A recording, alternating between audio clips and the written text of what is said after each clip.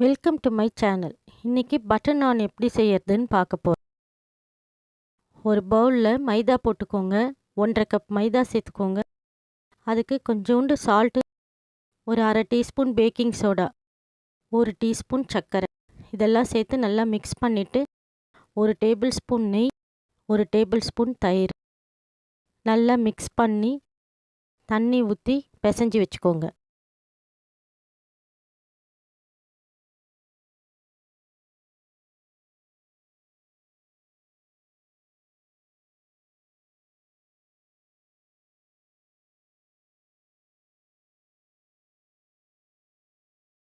இப்போ மாவை எடுத்து நல்லா பிசைஞ்சு இந்த மாதிரி உருண்டை போட்டுக்கோங்க. இந்த மாதிரி ஷேப்பில் இதை தேய்க்கணும்.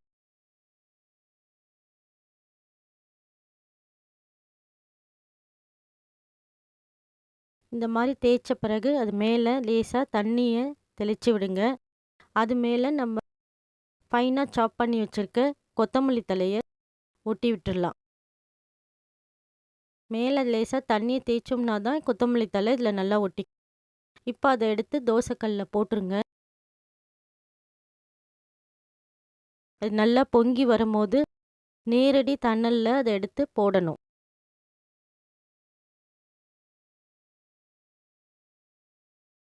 மாதிரி நல்லா வெந்த உடனே எடுத்துருங்க.